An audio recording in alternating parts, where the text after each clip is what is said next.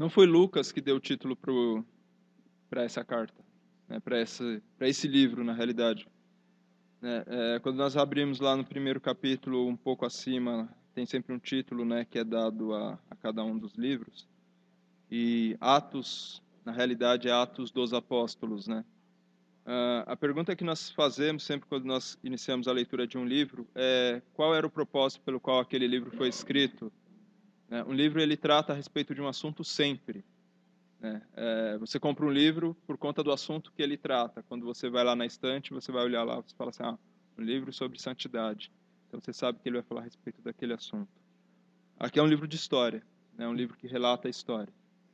É evidente que nós vemos ali a ação do Espírito Santo de uma forma prometida, né? Conforme havia sido profetizado no Antigo Testamento, conforme o próprio Senhor Jesus Cristo havia dito que aconteceria, que eles aguardassem em Jerusalém até o revestimento com o Espírito de Deus, onde eles seriam revestidos de poder para poder anunciar o Evangelho da salvação. Eles eram comissionados por Deus para poder fazer esse anúncio. E ali nós vemos logo no início, o dia de Pentecostes, onde o Espírito de Deus ele é derramado sobre a igreja com grande poder.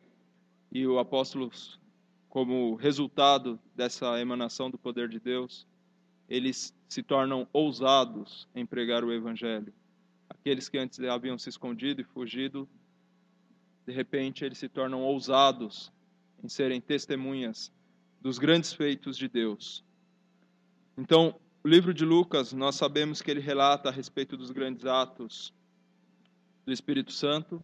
Nós temos o relato a respeito do início ali da Igreja de Cristo, onde a Igreja de Cristo deu seus primeiros passos, que nós chamamos de a Igreja primitiva, ou a Igreja primária, a primeira igreja, a igreja organizada por Jesus Cristo, a igreja que estava lá em Jerusalém, a primeira igreja, né? Então nós temos ali um relato de como as coisas foram evoluindo, como foram acontecendo as coisas, para que o Evangelho pudesse chegar até os nossos dias de hoje. Teve um início, e o início está relatado também nesse livro de Atos. Alguns também dizem que o livro de Atos ele é um livro apologético, ou seja, de defesa de algo, né? De defesa de uma doutrina ou de uma teologia. E aqueles que atestam isso, eles dizem que é uma apologia a respeito do apostolado de Paulo. E faz todo sentido isso, porque ainda que ele não tenha por objetivo específico ser uma apologia a respeito do apostolado de Paulo, de fato ele se presta a esse papel. O livro de Atos, ele relata que o apóstolo Paulo era de fato um apóstolo, né? E ele também coloca ali que outras pessoas, outros apóstolos, conferiam também a Paulo o título de apóstolo. E havia um motivo muito peculiar para que isso ocorresse. Por que o apóstolo Paulo precisava de alguém que referendasse? Não que houvesse essa necessidade, mas por que o livro de Atos também se presta a fazer essa referendar Paulo como apóstolo? Porque de todos os outros chamados apóstolos na Bíblia, somente o apóstolo Paulo nos é relatado pelas Escrituras, ele sofreu grande confrontação com relação ao seu apostolado. Isso fica muito claro lá no livro de Gálatas, quando nós lemos o capítulo 1 e o capítulo 2, onde ele gasta praticamente 2 capítulos, ou quase um terço da carta, defendendo o seu apostolado, porque pessoas haviam se levantado dentro das igrejas, falsos cristãos, né, homens que distorciam o evangelho de Jesus Cristo, o evangelho que ele havia pregado naquelas igrejas, estavam se levantando contra ele, negando o evangelho que ele pregava e negando também o apostolado dele. Então, ele tinha que, por assim dizer, se explicar quando ele se dirigia às igrejas. Quando nós falamos a respeito de apóstolos, nós temos ali uma referência em Atos capítulo 1, no versículo 21, o que seria um apóstolo, né? E nós temos hoje 3 pontos que definem o que é um apóstolo, ou quem poderia ser um apóstolo, né? Não necessariamente aqueles que tivessem os 3 requisitos eram apóstolos, mas necessariamente, diante desses textos, nós vemos que 2, ou pelo menos um deles, teria que haver no homem que era chamado de apóstolo. Versículo 21. Logo após Judas, né, ter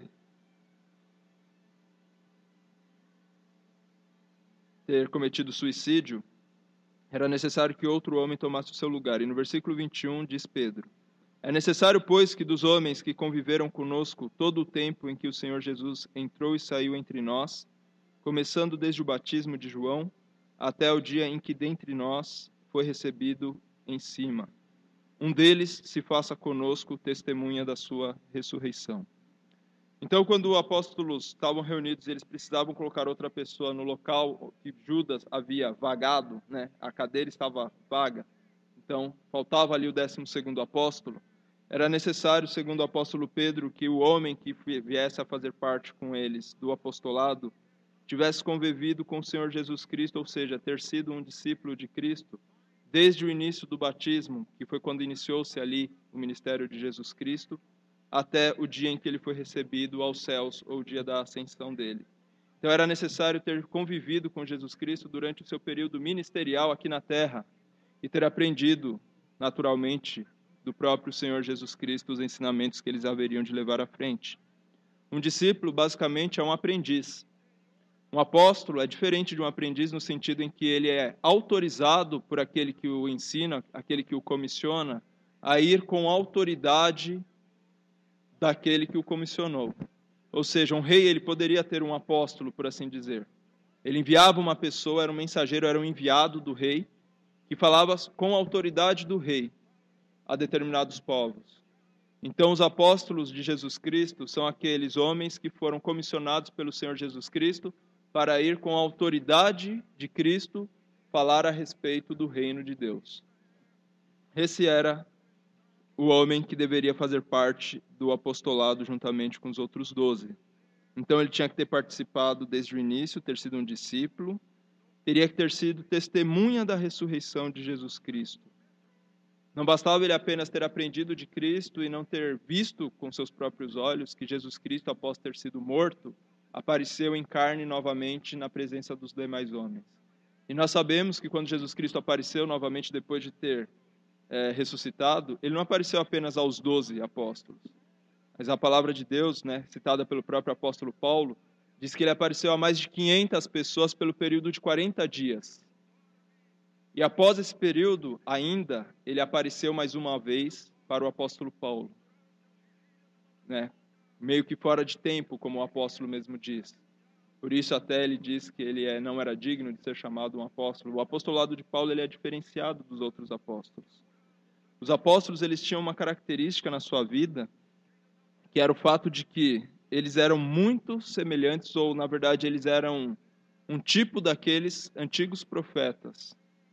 Os profetas do Antigo Testamento eram homens que falavam sob a autoridade de Deus, ou Deus os comissionava. Era muito comum que aqueles homens, quando eram chamados por Deus, eles se viravam para Deus, eles se viravam para o povo e diziam: assim diz o Senhor. O assim diz o Senhor, que significava que não era ele que estava falando. Ele era simplesmente um mensageiro. Agora eu vou ler uma carta aqui do rei. E assim diz o Senhor. E ele falava aquilo que era a mensagem de Deus. Os apóstolos, eles eram exatamente esses homens no Novo Testamento. Eles eram comissionados por Deus para falar em nome de Deus. Né? E nós percebemos, irmãos, que quando nós lemos lá os antigos profetas, nós vemos lá Jeremias, Isaías, Daniel, Ezequiel, enfim, Amós, eles se preocupavam com um ponto em todas as cartas, que era o fato de demonstrar o momento e como que eles receberam a revelação de Deus. Então nós vemos ali grandes coisas acontecendo na vida de Isaías, por exemplo, né, quando ele tem aquela visão celestial, né, de Deus, e aí ele fala também quando que isso aconteceu e o momento em que ele tinha que levar a mensagem que ele recebeu de Deus. E aquilo ali era algo que mostrava às pessoas que algo extraordinário aconteceu na vida daquele homem. E que após isso, ele trazia uma mensagem que tinha que ser confirmada. E como ele estava falando pelo poder de Deus, naturalmente aquilo que ele dizia se confirmava, porque era Deus que estava operando. Só que assim como haviam os verdadeiros apóstolos, os verdadeiros profetas, haviam também falsos profetas. E esses falsos profetas, eles não falavam segundo Deus. Eles falavam segundo o seu próprio entendimento, sua própria vontade ou seu próprio interesse. E a palavra de Deus, ela fazia um alerta com relação àqueles que se colocavam como profetas de Deus sem o ser. Que se eles falassem alguma coisa que não acontecessem, algo com relação à sua vida iria acontecer, né? Na realidade, eles poderiam ser mortos se não se confirmasse a sua palavra. E aí nós temos essa questão dos falsos profetas. Obviamente, eles tinham uma preocupação também com relação a falsos apóstolos, e não é de se duvidar que naquela época alguns também pudessem estar se levantando dentre os povos e se dizendo apóstolos de Deus, ou apóstolos de Cristo. Então isso não seria uma novidade, assim como não é uma novidade nos nossos dias pessoas que se levantam e se dizem apóstolos. E aí nós olhamos para aqueles requisitos. Poxa, se a pessoa hoje em dia se diz apóstolo, será que ela conviveu com Jesus Cristo? Desde o batismo de João até o dia em que ele foi recebido aos céus? Será que ele viu Jesus Cristo reencarnado, encarnado novamente, né? O vivo, ressuscitado? Essa é a grande questão. Desculpa, eu falei reencarnado, mas eu queria dizer encarnado, tá? Não vamos criar falsas doutrinas aqui com... Encarnado uma vez, tá? Uma vez Jesus Cristo veio em carne. Reencarnado é aquele que depois de sair volta a um corpo. Jesus Cristo, ele ressuscitou. É diferente, né? Voltou com seu próprio corpo. O corpo dele não foi encontrado lá porque era o próprio corpo dele glorificado. Então nós vemos que havia essa questão, essas circunstâncias que aconteciam durante o apostolado. Qualquer homem que se levantava com relação a falar em nome de Deus, havia oposições e havia outras pessoas querendo se associar ou se assimilar, ou ser aquilo que de fato eles não eram. E os apóstolos, eles tinham essas características, né? Eles eram discípulos de Jesus Cristo, eram testemunhas da ressurreição. Os outros 12 apóstolos, todos eles se enquadravam nisso, né? Nós vemos aqui que era necessário que houvesse dessa forma, que fossem homens ensinados por Jesus e testemunhas da ressurreição. Aí chegamos no apóstolo Paulo. Paulo nunca foi discípulo de Jesus Cristo, conforme os outros 12 haviam sido. E ele também não viu Jesus Cristo reencarnado conforme, ou pelo menos dentro do período em que os outros haviam visto. Então, essa era a grande questão, e isso também é utilizado ainda hoje por aqueles falsos apóstolos que dizem que são apóstolos de Deus, que eles falam que o chamado dele foi que nem o chamado de Paulo. De fato, nós não estávamos lá juntamente com os outros apóstolos, mas Deus nos comissionou especificamente. Porque o que aconteceu com Paulo é que ele foi diretamente comissionado por Deus. E fora isso, irmãos, não é simplesmente o fato técnico de você confirmar que ele era um homem, um apóstolo de Deus, porque ele atesta ter sido chamado por Deus. Porque os outros apóstolos dos nossos dias, eles poderiam também dizer isso. Eu também fui comissionado por Deus.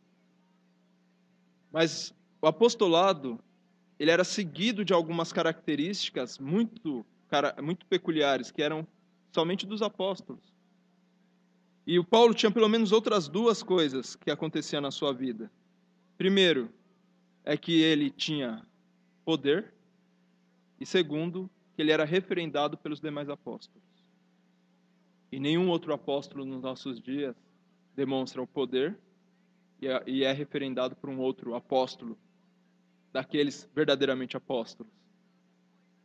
Então nós vemos que ele tinha essas características na sua vida, e fora o fato de que ele recebeu uma revelação de uma forma extraordinária. Ele viu Jesus Cristo. Vou convidar vocês para abrir lá em Gálatas, no capítulo 1, onde ele fala a respeito da forma como ele veio a ser chamado apóstolo. Gálatas, no capítulo 1, versículo 11.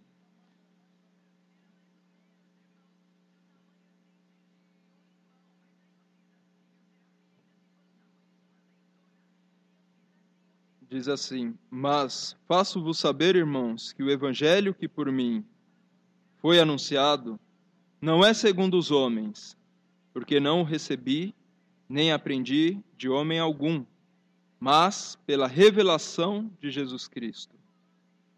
Percebe que quando o apóstolo Paulo, aqui ele fazendo a defesa a respeito do apostolado dele naquela carta que ele escreveu para os irmãos lá em Gálatas, porque eles estavam começando a se desviar dos caminhos do verdadeiro evangelho, ele diz que o evangelho que por ele era anunciado não era um evangelho que ele havia aprendido de homens.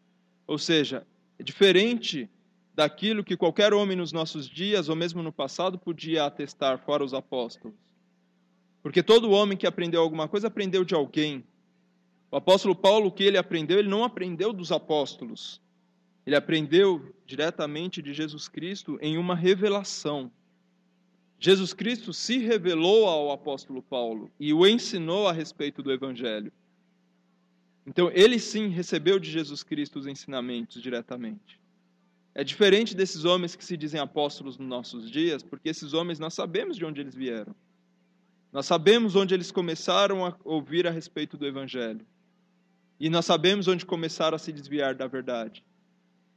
E esses homens, eles se fizeram apóstolos, não foram feitos apóstolos pela autoridade de Deus. Nós temos aqui também no capítulo 2, versículo 9, uma confirmação do apostolado dele, onde ele fala que quando ele foi para Jerusalém, conhecendo Tiago, Cefas e João, que eram considerados como as colunas, a graça que me havia sido dada, deram-nos as destras em comunhão comigo e com Barnabé, para que nós fôssemos aos gentios e eles a circuncisão. Ou seja, tanto os apóstolos como Tiago, que era como uma das colunas dentro da igreja de Jerusalém, ou seja, os apóstolos, o corpo de apóstolos reconhecido e incontestável, eles deram as destras dizendo, Paulo e Barnabé, vocês vão aos gentios e falem a respeito dessa mensagem que vocês já têm nos anunciado. Porque até o momento em que o apóstolo Paulo começou a pregar, ele não tinha ido até Jerusalém. Ele recebeu o ensinamento de Cristo e saiu pregando o evangelho. Depois, quando ele vai para Jerusalém, é que ele começa a anunciar o evangelho que ele pregou lá fora e tudo que havia acontecido. E os apóstolos, sabendo de todos os acontecimentos, estão de acordo com ele, ouvem a mensagem que ele traz e falam, é exatamente essa mensagem que nós trazemos. Essa é a mensagem de Jesus Cristo. Continuem o seu trabalho. Vá pregar aos homens.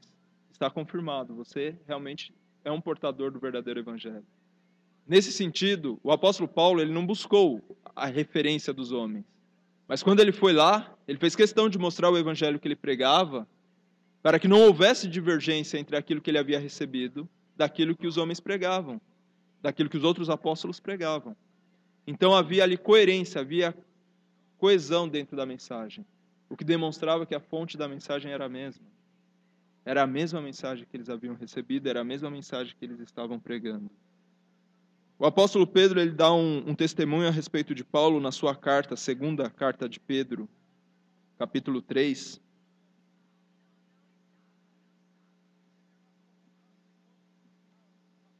Segunda Pedro, capítulo 3. Versículo 15.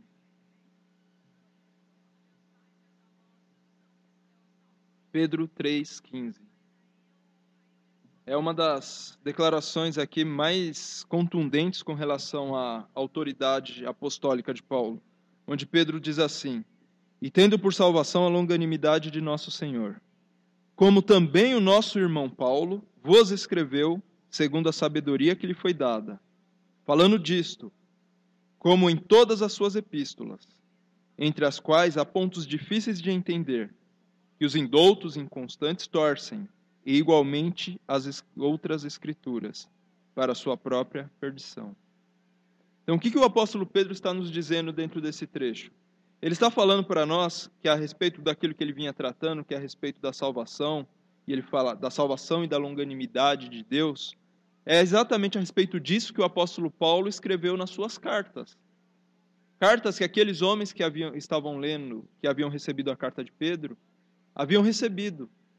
Paulo escreveu para as igrejas que ele havia organizado, as igrejas dispersas, as igrejas que estavam na Ásia. Então Paulo já tinha escrito muitas cartas quando Pedro escreveu a dele e mandou logo depois das cartas dele. E falou assim, essas cartas que vocês receberam do apóstolo Paulo, de Paulo, elas falam a respeito dos mesmos assuntos que eu estou tratando aqui.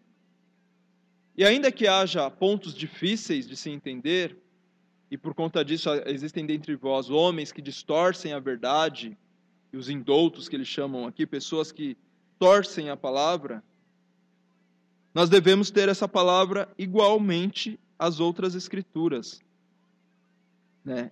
ou seja, que os indoutos inconstantes torcem, e igualmente as outras escrituras para a sua própria perdição.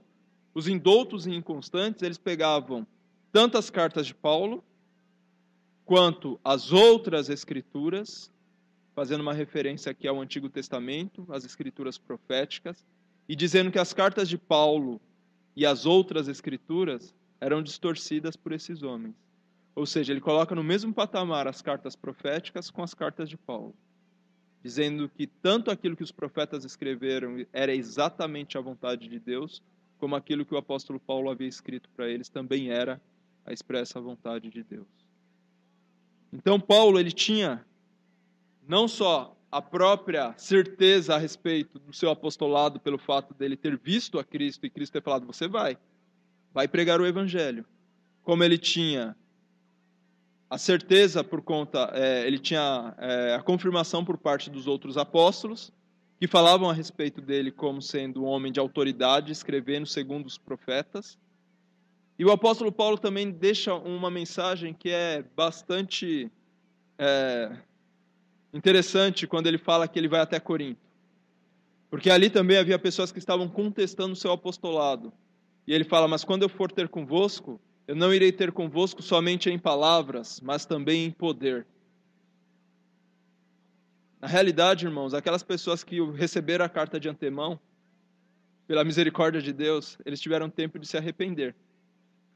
Porque quando o apóstolo Paulo estivesse lá na presença deles, e o poder de Deus era sobrenatural sobre os apóstolos, fazia com que eles fizessem coisas que outros não poderiam fazer. E Deus atestava o apostolado dos homens através de feitos maravilhosos. Então nós temos, por exemplo, o apóstolo Paulo durante uma das suas viagens, onde as suas próprias roupas levitavam e aqueles que as tocavam eram curados. Ali nós vemos ali a emanação do poder de Deus sobre um homem, né? De tal forma que muitas pessoas foram por conta do poder, mas acabaram ouvindo a mensagem e muitas pessoas se converteram, o que confirmava também o poder de Deus e era uma testificação de que Deus era com aquele homem.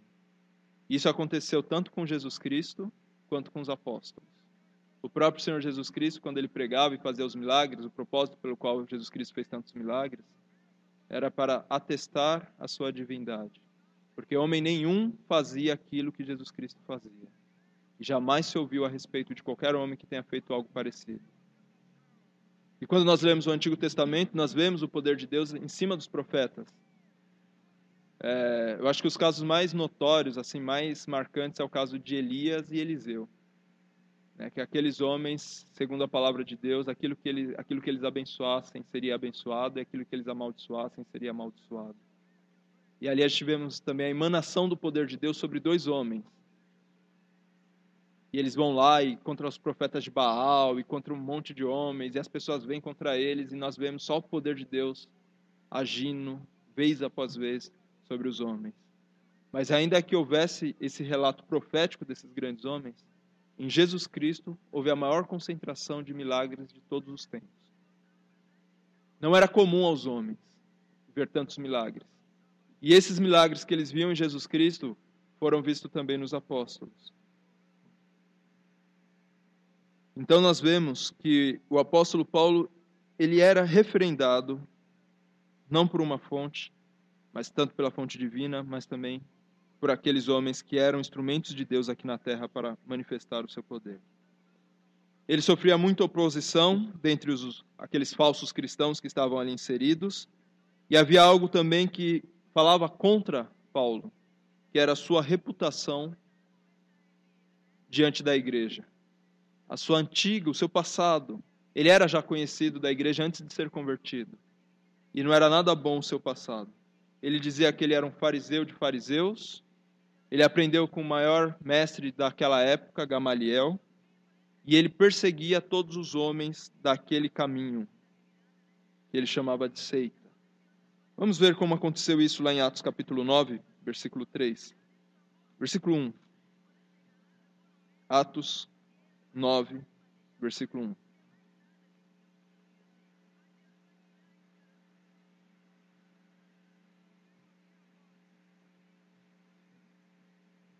Atos 9, versículo 1. Antes da conversão de Paulo, nós vamos relatar aqui como é que se deu essa conversão. E Saulo, respirando ainda ameaças e mortes contra os discípulos do Senhor, dirigiu-se ao sumo sacerdote e pediu-lhe carta para Damasco, para as sinagogas, a fim de que, se encontrasse alguns deste caminho, quer homem, quer mulher, os conduzisse preso a Jerusalém. Então nós vemos aqui que o apóstolo, antes de ser apóstolo, tinha como nome Saulo. Na verdade, ele tinha também como nome Paulo, mas era aqui relatado como Saulo. E ele pediu cartas ao sumo sacerdote para que ele perseguisse homens judeus lá em Damasco e os trouxessem aprisionados para que eles fossem julgados em Jerusalém. Porque para Paulo, que era um fariseu dos fariseus, um homem um profundo conhecedor das Escrituras, aqueles que seguiam a seita do caminho, como ele relata aqui, eram pessoas que estavam desvirtuando o judaísmo, que era a religião que ele seguia por ser um fariseu. Então ele tinha por objetivo exterminar todos aqueles do caminho, todos aqueles que eram cristãos. Todos os homens convertidos deveriam ser levados, julgados e até mortos, porque Paulo dava o seu voto a favor da morte de todos aqueles que eram cristãos naquela época. E por isso ele pediu carta para ir até Damasco, para que pudesse entrar nas sinagogas, e se chegando lá encontrasse algum daqueles homens da seita do caminho, ele os aprisionaria e os levaria. E aí é um ponto interessante para nós observarmos, porque os discípulos de Jesus Cristo, eles tinham por costume, na verdade por ordem também, por mandamento de Deus, de ir primeiro aos judeus. Então eles iam dentro das sinagogas, e quando era dada a oportunidade de uma pessoa fazer a leitura das Escrituras, eles liam lá as Escrituras, que era o Antigo Testamento, e eles davam a interpretação correta desse texto, que é a interpretação de que aquilo do qual o texto falava era a respeito de Jesus Cristo, o Nazareno, que veio, viveu, morreu e ressuscitou, e que todo aquele que nele cresce seria salvo. Então eles aproveitavam aquela oportunidade, aquela porta aberta, para poder dar a interpretação correta das Escrituras. Então o apóstolo Paulo iria diretamente na sinagoga porque sabia que os homens cristãos, eles iriam diretamente na sinagoga. Ele estava indo no lugar certo, porque lá de fato ele iria encontrar cristãos e os levariam presos. Só que houve uma mudança radical nos planos de Paulo. Versículo 3. E indo no caminho, aconteceu que chegando perto de Damasco, subitamente o cercou um resplendor de luz do céu. E caindo em terra, ouviu uma voz que lhe dizia: Saulo, Saulo, por que me persegues? Quando Paulo estava, então, obstinado para chegar até Damasco com o objetivo de prender esses cristãos, ele foi cercado por uma grande luz, como fala aqui no versículo 3. O cercou um resplendor de luz do céu. Lá no capítulo 26, quando ele está na presença do rei Agripa, ele fala que essa luz que ele viu era uma luz mais intensa do que a luz do sol. Então ele viu ali aquela emanação de algo sobrenatural. E ele estava sobre o seu cavalo, ele estava indo em direção a Damasco, caindo do seu cavalo, e as pessoas que estavam ao seu lado não haviam visto, mas haviam apenas ouvido uma voz que dizia: Saulo, Saulo, por que me persegues? Isso foi dito na língua hebraica, está relatado lá no capítulo 26. E Saulo, Saulo, falar o nome de uma pessoa duas vezes, representa uma grande intimidade dentro da língua judaica, do hebreu. Então, quando Jesus Cristo fala Saulo, Saulo, ele não está simplesmente chamando um homem que era um homem desconhecido dele, mas é como se ele estivesse falando com o seu próprio filho, como se ele estivesse falando com uma pessoa muito chegada a ele. Não são muitos os relatos em toda a Bíblia a respeito de uma repetição com relação a isso. Uma repetição de nome. Nós vemos poucas vezes, sempre quando nós a vemos, é uma expressão de muita intimidade, de uma aproximação, de um conhecimento profundo daquele com quem você está falando. Até lá, quando Jesus Cristo ele fala lá no capítulo 7 de Mateus, que naquele dia, ou seja, no grande dia do Senhor, muitos chegarão me dizendo: Senhor, Senhor, em teu nome fizemos isso e fizemos aquilo. Aquilo ali é pura hipocrisia, porque pessoas estarão falando como se estivesse alguma intimidade com Cristo, e Cristo vai dizer: eu não vos conheço, apartai-vos de mim, malditos. E de fato, o apóstolo Paulo, ele era muito íntimo de Deus, muito íntimo de Jesus Cristo. Não porque ele estava fazendo algo de bom em favor de Cristo, mas porque Cristo o conhecia muito antes desse dia. É o que ele nos relata lá em Gálatas, no capítulo 1, versículo 5.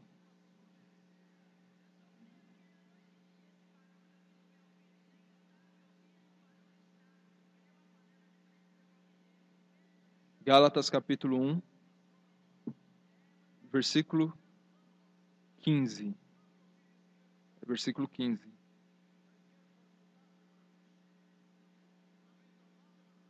Nós lemos o versículo 1 e versículo 12, né? Agora o versículo 15. Mas quando aprouve a Deus, que desde o ventre da minha mãe me separou e me chamou pela sua graça, revelar seu Filho em mim, para que o pregasse entre os gentios, não consultei a carne nem o sangue. Percebe o que o apóstolo diz aqui no versículo 15? Quando aprouve a Deus, ou seja, quando Deus quis, quando foi da vontade de Deus, segundo a sua própria determinação, que desde o ventre da minha mãe me separou e me chamou pela sua graça. Ele revela aqui, irmãos, aquilo que ele tomou conhecimento.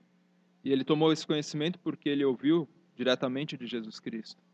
Quando Jesus Cristo fala naquela passagem, Saulo, Saulo, é porque Jesus Cristo conhecia desde a barriga da mãe dele. E desde a barriga da mãe dele, Jesus Cristo já tinha um plano na vida de Paulo. Haveria um momento em que ele haveria de se revelar a Paulo, e Paulo haveria de ser convertido. Ele haveria de se arrepender dos seus pecados, se arrepender da vida que ele estava levando, refutar tudo aquilo que ele havia passado e toda a bagagem que ele tinha como esterco, e ele passaria a viver de acordo com aquilo que ele completa aqui no versículo 15. Pela sua graça. Porque pela graça do Senhor eu sou o que sou. É o que dizia o apóstolo Paulo. E ele foi chamado para que pregasse entre os gentios. E quando ele foi chamado para pregar entre os gentios a respeito do Filho de Deus, ele não consultou a carne e não consultou o sangue. Mas ele havia sido chamado especificamente por Deus para fazer aquilo que Deus queria que ele fizesse. Por isso, Saulo, Saulo, por que me persegues? Porque era isso que o apóstolo Paulo estava fazendo. É interessante que nós observamos que ele não estava indo em direção a Jesus Cristo segundo a sua mente e segundo a sua vontade. Mas ele estava com carta para ir até as sinagogas para prender aquelas pessoas que declaravam ser do caminho. Mas Jesus Cristo, quando fala com ele, ele fala: por que me persegues? Porque de fato qualquer perseguição ou qualquer ofensa à igreja de Jesus Cristo é uma ofensa ao próprio Senhor Jesus Cristo.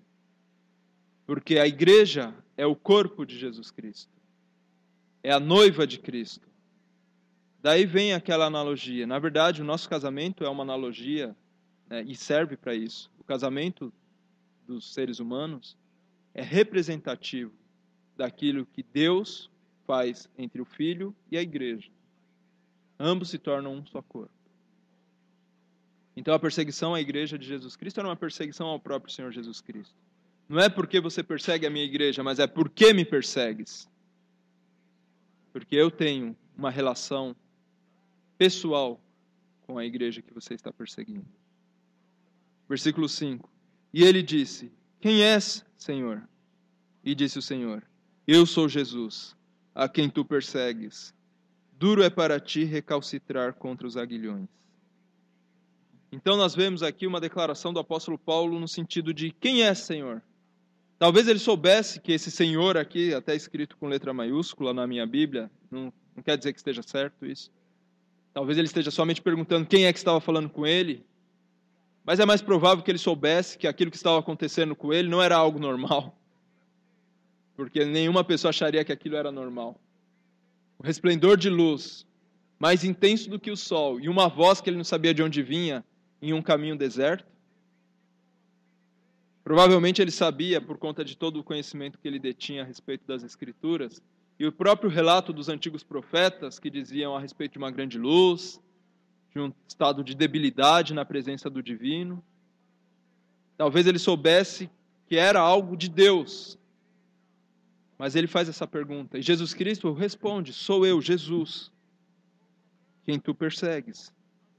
E aí ele faz aqui, Jesus Cristo faz uma analogia para o apóstolo, ou para Paulo naquele momento. Duro é para ti recalcitrar contra os aguilhões. Nós precisamos entender, irmãos, o que significa esse recalcitrar contra os aguilhões. É claro que dentro do contexto aqui fica claro que é um estado de retaliação ou rebeldia contra algo que está determinado. Mas o recalcitrar contra os aguilhões é tirado de algo comum na vida do povo daquela época. As carroças, elas eram puxadas por bois. E algumas vezes aqueles bois eles empacavam feito mulas. E aí o homem ia lá e espetava o animal, né, de uma forma bem dócil, para que o animal continuasse andando e puxando a carroça. E o animal, revoltado com aquilo, que já não queria andar, e ainda toma uma estocada, ele dava um coice contra a carroça. E o que os homens faziam então? Eles colocavam pregos afiados na frente das carroças, para que quando o boi desse o coice, ele se ferisse. E aí a mensagem era passada para o boi, de que se ele fizesse aquilo, ele sofreria o dano. Então, o apóstolo Paulo aqui, ele era comparado, nesse momento, a um boi empacado. Porque, de fato, o que ele estava fazendo? Ele estava querendo impedir o progresso daquilo que Deus havia determinado. A carroça do evangelho, ela tinha que prosseguir. E o apóstolo Paulo era um boi que deveria levar a carroça do Senhor. E ele estava resistindo contra isso. De várias formas. Ele, por ser uma das pessoas provavelmente mais influente dentro da sua época, profundamente conhecedor das Escrituras, respeitado entre os homens, membro do Sinédrio, ele era uma grande liderança contra o cristianismo. E Jesus Cristo estava falando para ele aqui, se ele recalcitrasse contra os aguilhões, ou seja, se você se rebelar contra o meu chamado, você será o único a se ferir. Então, duro será para ti recalcitrar contra os aguilhões. Ou seja, Paulo, estou te chamando para uma obra, e se você não a fizer, vai ser duro para você. Versículo 6. E ele, tremendo e atônito, disse: Senhor, que queres que eu faça? E disse-lhe o Senhor: Levanta-te, e entra na cidade, e lá te será dito o que te convém fazer. Aqui nós vemos uma mudança radical. Se ele antes era um perseguidor daqueles que seguiam a Cristo, agora ele é um homem sujeito, submisso a Jesus Cristo. Ele pergunta para Cristo: Senhor, o que quer que eu faça? Então você agora vai até a cidade e lá eu vou te dizer o que você há de fazer. Ele poderia já ter dado a primeira demonstração de rebeldia e não ir para o local onde Cristo tinha dito. Versículo 7. E os homens que iam com ele pararam espantados, ouvindo a voz, mas não vendo ninguém. E Saulo levantou-se da terra e, abrindo os olhos, não via ninguém. E, seguindo-o pela mão, o conduziram a Damasco. E esteve 3 dias sem ver, e não comeu nem bebeu. E havia em Damasco um certo discípulo chamado Ananias. E disse-lhe o Senhor em visão: Ananias. E ele respondeu: Eis-me aqui, Senhor. E disse-lhe o Senhor: Levanta-te e vai à rua chamada Direita, e pergunta em casa de Judas por um homem de Tarso chamado Saulo. Pois eis que ele está orando. E numa visão, ele viu que estava um homem chamado Ananias, e punha sobre ele a mão, para que tornasse a ver. E respondeu Ananias: Senhor, há muitos ouvi acerca deste homem. Quantos males tem feito aos teus santos em Jerusalém? E aqui tem poder dos principais dos sacerdotes para prender a todos os que invocam o teu nome. Então Ananias ali parece que dizendo: Senhor, é isso mesmo que você quer? Porque eu sei quem é esse homem. Nós já sabemos o que ele tem feito lá em Jerusalém. E esse homem ele tem a autoridade dos sacerdotes para vir até Damasco e fazer as mesmas coisas que ele está fazendo lá. É isso mesmo que o Senhor quer que eu faça? Que eu vá até lá? Versículo 15. Disse-lhe, porém, o Senhor: Vai, porque este é para mim um vaso escolhido para levar o meu nome diante dos gentios, e dos reis e dos filhos de Israel. E eu lhe mostrarei quanto deve padecer pelo meu nome. Então Ananias tinha uma missão de ir até o apóstolo Paulo para que, chegando lá, orasse por ele, ele pudesse voltar e ter restabelecido a sua visão. Mas Jesus Cristo deixa bastante claro aqui para Ananias qual era o motivo pelo qual Deus queria que ele fosse até lá. O apóstolo Paulo havia sido escolhido por Deus para ser participante das aflições e humilhação de Jesus Cristo. Tudo aquilo que Jesus Cristo passou, irmãos, nós conseguimos enxergar muito daquilo na vida do Paulo. Sofreu como nenhum outro pelo Evangelho de Jesus Cristo. Ele era, assim, chamado para ser participante das aflições, das humilhações, mas também participante da exaltação juntamente com Jesus Cristo. Porque a promessa que movia o apóstolo Paulo, e isso fica muito claro nas suas cartas, é que ele permanecia na esperança de que um dia ele encontraria com o seu Redentor, com aquele que falou pessoalmente com ele, com aquele que deu as promessas a ele, com aquele que fez com que ele passasse por todas as tribulações e sobrevivesse a elas, aquele que sempre esteve ao seu lado. É importante isso porque o apóstolo Paulo, ele não foi chamado somente para sofrer. É fato que ele sofreria muito e Deus não escondeu isso dele em momento algum.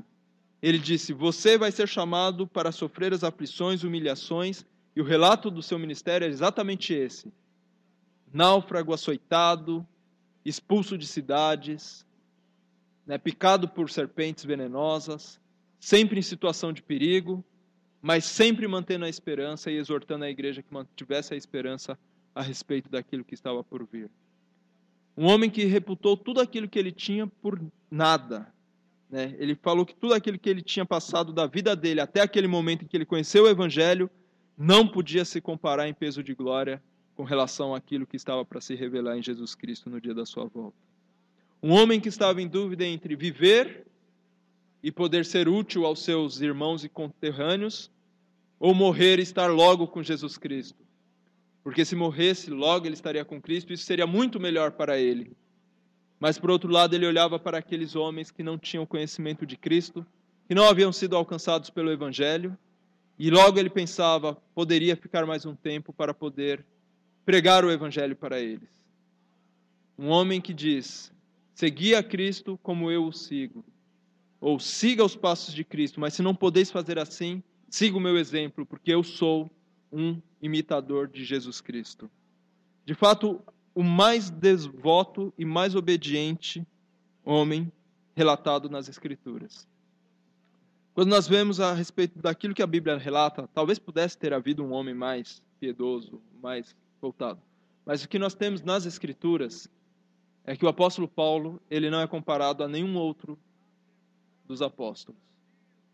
Ele é o que escreveu a maior parte do Novo Testamento. As cartas que compõem o Novo Testamento foram majoritariamente escritas por ele, ou por intermédio dele, quando outras pessoas escreveram, quando ele estava relatando as histórias. Quando pessoas escreveram aquilo que ouviram diretamente do apóstolo Paulo. Ele é um homem central dentro do cristianismo, porque Deus usou ele para pregar o evangelho àqueles que não eram judeus. Nós, particularmente, somos devedores de Paulo nesse sentido. Porque o evangelho da graça alcançou os gentios de uma forma tão abrangente por meio desse ministério. Houveram homens cooperando com ele, mas nós vemos aqui o relato bíblico a respeito de Jesus Cristo, a respeito do evangelho sendo propagado aos gentios por meio desse homem, apóstolo Paulo. Para finalizar, eu quero ler o capítulo 26, versículo 19 de Atos. onde ele relata exatamente aquilo que havia acontecido naquele momento da conversão dele. E no versículo 19, ele diz ao rei Agripa: por isso, ó rei Agripa, não fui desobediente à visão celestial.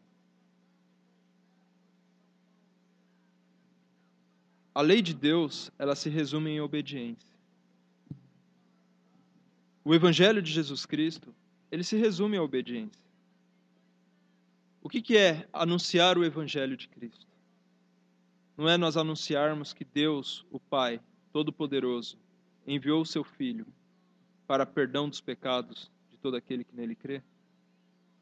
Se você crê em Jesus Cristo, você confia nele e você segue a ele. Esse seguir a Cristo significa uma confiança, uma obediência àquilo que ele ensinou. O apóstolo Paulo, quando teve aquela visão, ele fala: eu não desobedeci à visão que eu tive. E é por isso que Paulo viveu da forma como viveu. Porque ele ouviu a Deus e ele obedeceu a Deus. Esse é o segredo do ministério do apóstolo Paulo.